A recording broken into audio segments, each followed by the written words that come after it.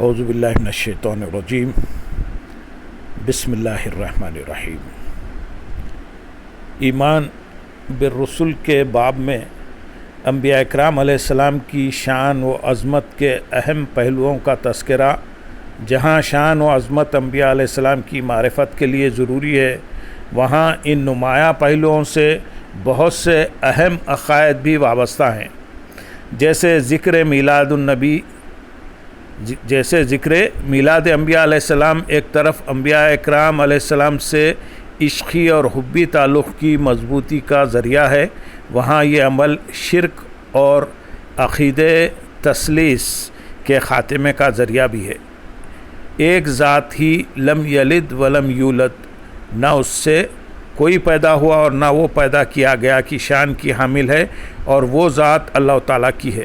لہٰذا کسی نبی کا میلاد منانا اس کے عبد یعنی بندہ ہونے کی دلیل ہے۔ گویا میلاد منانا شرک کے خاتمے کا بھی اعلانیہ ثبوت ہے۔ انبیاء اکرام علیہ السلام کی ولادت کی خوشی منانا سابقہ امتوں کا بھی دستور رہا ہے۔ حضور نبی اکرم صلی اللہ علیہ وسلم وجہ تخلیق کائنات ہیں۔ آپ صلی اللہ علیہ وسلم کی ذات اقدس کائنات کی سب سے بڑی نعمت ہے، اور آپ صلی اللہ علیہ وسلم کا وجود ساری کائنات کے لیے رحمت ہے۔ لہٰذا اللہ تعالیٰ کے حضور اس نعمت پر شکر بجا لاتے ہوئے ہم پر لازم ہے کہ ہم آقا علیہ السلام کی آمد کی خوشی منائیں۔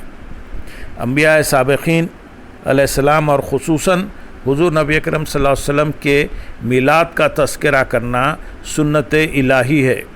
اللہ رب العزت نے حضرت آدم علیہ السلام کی تخلیق کا ذکر کئی مرتبہ قرآن مجید میں فرمایا۔ حضرت موسیٰ علیہ السلام کی پیدائش، فرعون کے محل میں جانے، دودھ پینے نہ پینے کے جملہ احوال و واقعات کا ذکر فرمایا ہے۔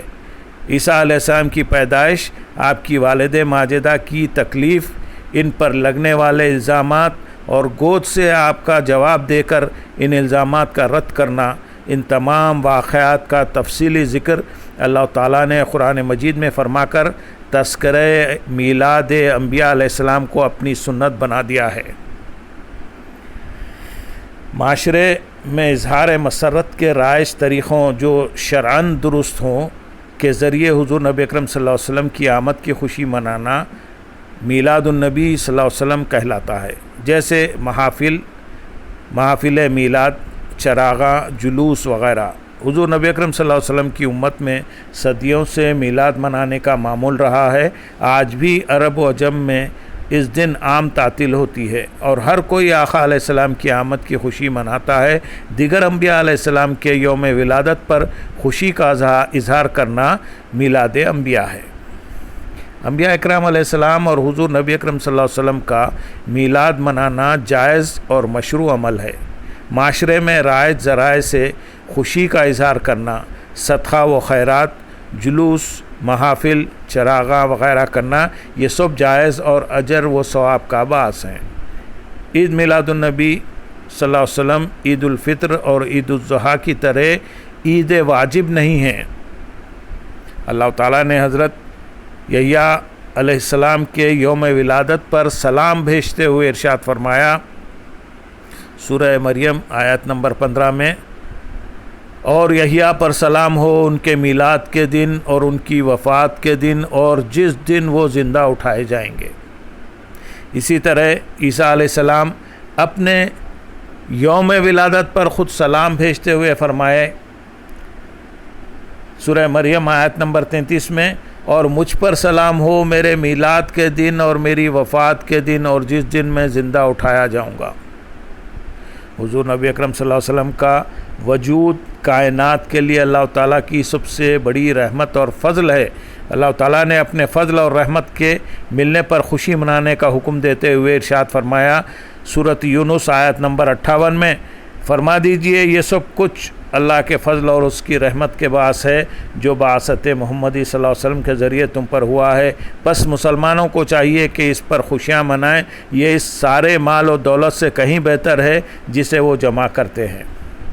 اللہ تعالیٰ نے نہ صرف حضور صلی اللہ علیہ وسلم کی جائے ولادت بلکہ آپ صلی اللہ علیہ وسلم کے والدین اور آپ صلی اللہ علیہ وسلم کی ولادت کی قسم اٹھاتے ہوئے ارشاد فرمایا، سورت البلد آیت نمبر 1 2 3 میں میں اس شہر مکہ کی قسم کھاتا ہوں اے حبیب مکرم اس لیے کہ آپ اس شہر میں تشریف فرما ہیں، اے حبیب مکرم آپ کے والد یعنی آدم علیہ السلام یا ابراہیم علیہ السلام کی قسم اور ان کی قسم جن کی ولادت ہوئی۔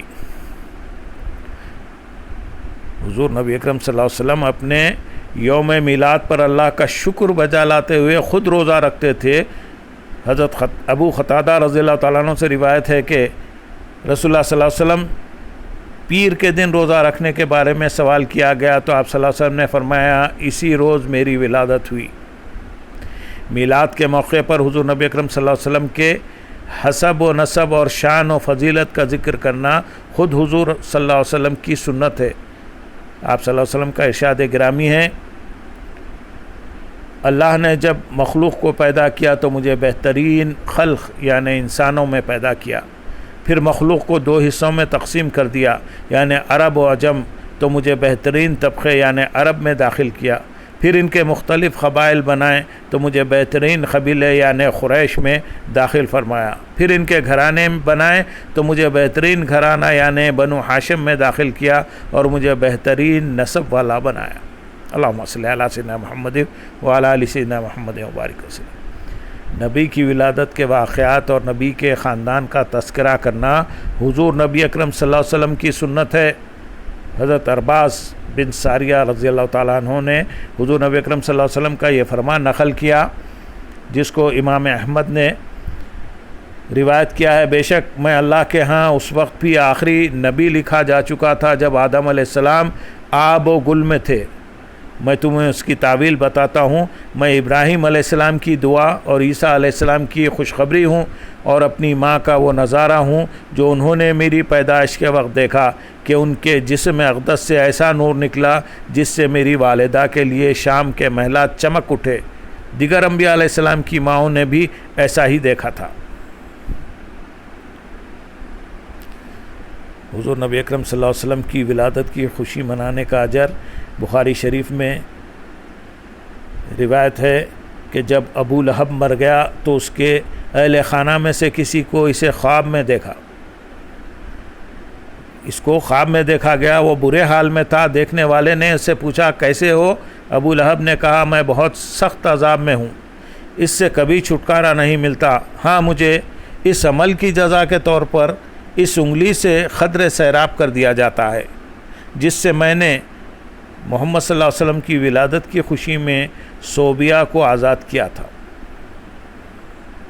میلاد النبی صلی اللہ علیہ وسلم پر اللہ تعالیٰ کی طرف سے انعام کا تذکرہ کرتے ہوئے شیخ عبداللہ بن محمد بن عبد الوہاب علامہ ابن جوزی کا قول نقل کرتے ہیں، پھر جب ابو لہب جیسے کافر کا یہ حال ہے جس کی برائی قرآن کریم میں بیان ہوئی کہ اس کو میلاد النبی صلی اللہ علیہ وسلم کی رات خوشی منانے پر یہ جزا یعنی عذاب سے تخفیف دی گئی ہے، تو توحید پر ایمان رکھنے والے اس مسلمان امتی کا کیا مقام ہوگا جو آپ صلی اللہ علیہ وسلم کے میلاد پر اظہار مسرت کرے۔ اللہم صلی علی سیدنا محمد وعلی آل سیدنا محمد وبارک وسلم۔